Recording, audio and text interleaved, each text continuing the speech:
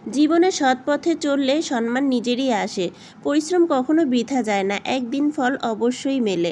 মানুষকে সম্মান দাও, সম্মান ফিরে আসবে। ধৈর্য, সততা আর ভালো ব্যবহারগুলোই মানুষের আসল পরিচয়। হ্যালো ভিউয়ার্স, আসসালামু আলাইকুম। This is Moon's blog and cooking channel. আশা করি সবাই ভালো আছেন, সুস্থ আছেন। আমি আলহামদুলিল্লাহ আপনাদের দয়ায় ভালো আছি, সুস্থ আছি।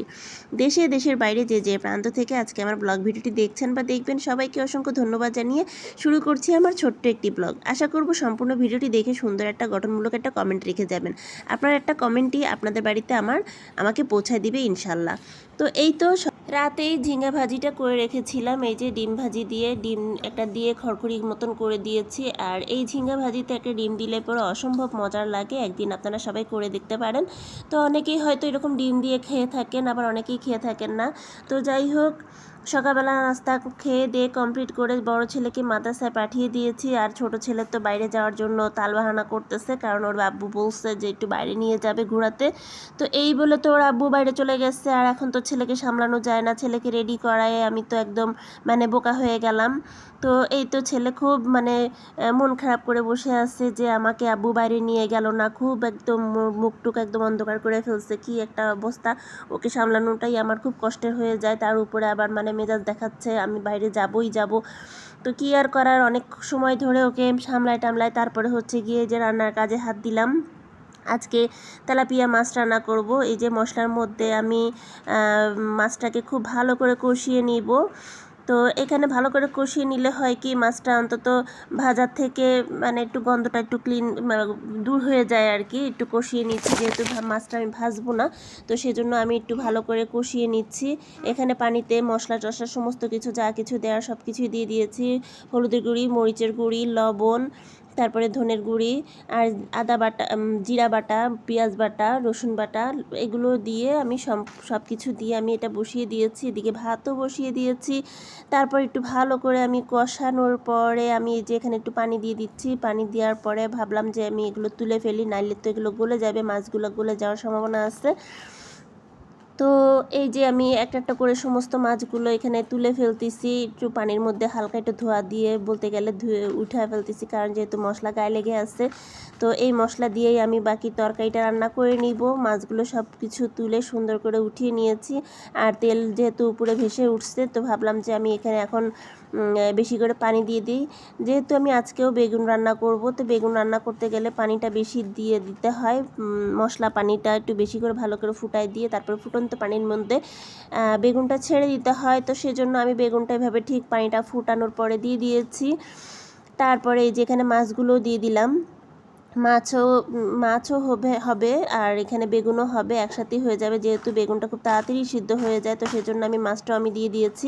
আর খুব সাবধানতা সহকারে আর কি আস্তে করে সরিয়ে দিয়েছি আর কি, আর ঘাটাঘাটি করিনি, এভাবে আমি বসিয়ে দিলাম। তো যাই হোক, আর খুব খুব খুব গরম তো পড়ছেই, প্রচণ্ড গরম পড়ছে চারিদিকে। আপনাদের ওখানে কার কার স্থানে কীরকম গরম পড়ছে অবশ্যই কমেন্টের মাধ্যমে জানাবেন।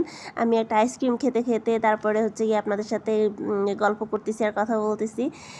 তো যাই হোক, আমি এখানে যে সকালে এদিকে যেহেতু রান্নাবাড়া কাজ করতেছিলাম, আর বাচ্চা যেহেতু খুব রাগারাগি জিদাজিদি করতেছিল বাইরে যাবে, তো ওকে সামলাতে গিয়ে আমি আর বাকি কাজগুলো করতে পারিনি। তো সেগুলো আমি আস্তে ধীরে করতেছি।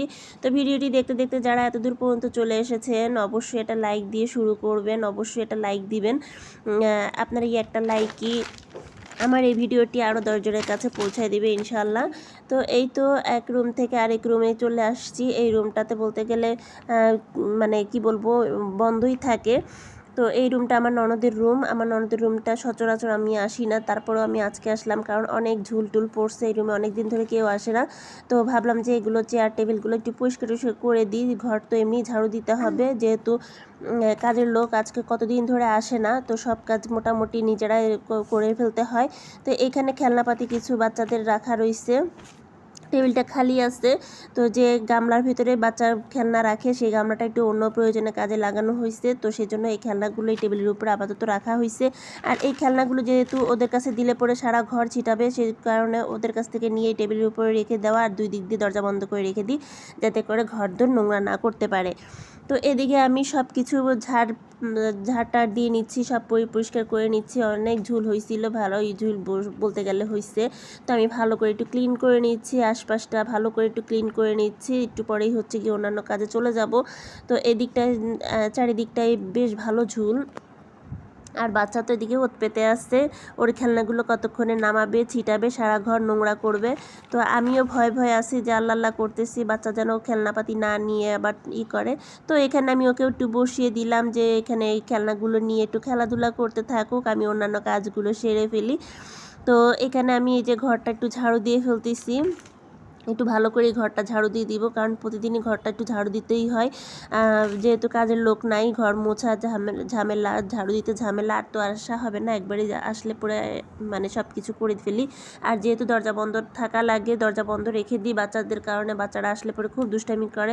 আর অনেকেই বলতে পারেন যে খাটের উপরে ডাইনিং টেবিলটা কিসের জন্য, আসলে এই যে এটা কাচের ডাইনিং টেবিল, বাচ্চা খুব দুরন্ত, তো বাচ্চার কারণে নিচে রাখাটা খুবই অসম্ভব হয়ে যায়। তার জন্য হচ্ছে গিয়ে এই রুমটা যেহেতু আমি বন্ধ করে রাখি, তো এটা খাটের উপরে সরাসরি উঠাই দিছি। এই রুমে যেহেতু কেউ থাকে না, এখানেই থাকুক আপাতত।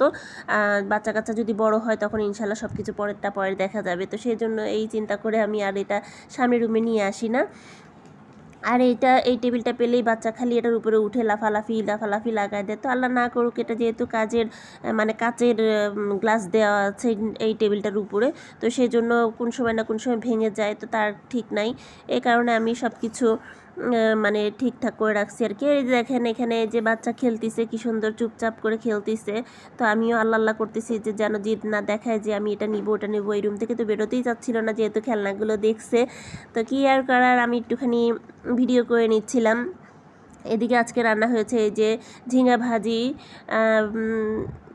ডিম দিয়ে রান্না করেছি, তারপরে আম কেটে রেখেছি। আজকের এই আয়োজন ছিল মোটামুটি আল্লাহর রহমতে।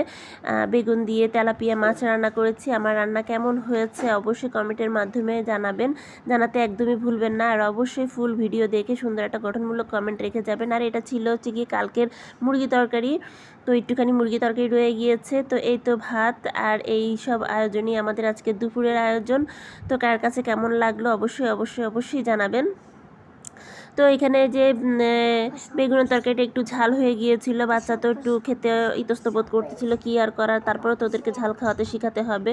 সন্ধ্যার দিকে এদিকে হচ্ছে গিয়ে আমি এই নাস্তার আইটেম করেছি, নুডলস রান্না করেছি, চা করেছি, আর একটু দোকান থেকে হচ্ছে গিয়ে ডিম পরোটা নিয়ে আসা হয়েছিল। তো আমরা এগুলো দিয়ে আজকের মতন নাস্তা করে নিব। এই যে বাচ্চারাও খুব খুশি হয়ে গেছে, খাবে এরা এখনই। তো ভিডিওটি দেখতে দেখতে যারা এত দূর পর্যন্ত চলে এসেছেন, নতুন যারা দেখছেন তারা অবশ্যই সাবস্ক্রাইব করে পাশে থেকে যাবেন। ইনশাল্লাহ আমিও আপনাদের পাশে থাকবো, আমাকে সাপোর্ট করবেন, আমিও আপনাদেরকে সাপোর্ট করবো। এভাবে আমরা ইনশাল্লাহ সামনের দিকে এগিয়ে যাব। তো এই তো এখন খাওয়া দাওয়ার পর্ব চলতেছে। আমাকে জিজ্ঞাসা করতেছে যে আমি খাবো কি না, তো আমি আরও বলতেছি যে নাও, কেন খাবা না, কেন খাও। আর ছোটোটা দেখেন কীরকম বিড়ির করতেছে, ও কি করবে, এটা খাবে না ওইটা খাবে, তাই চিন্তা করতেছে। ওর খুব নুডলস পছন্দ, যেহেতু ওর দাঁতে পেটিসটা খেতে পারে না। তো ভিডিওটি এই পর্যন্ত, ভালো লাগলে লাইক কমেন্ট শেয়ার, আল্লাহ হাফেজ।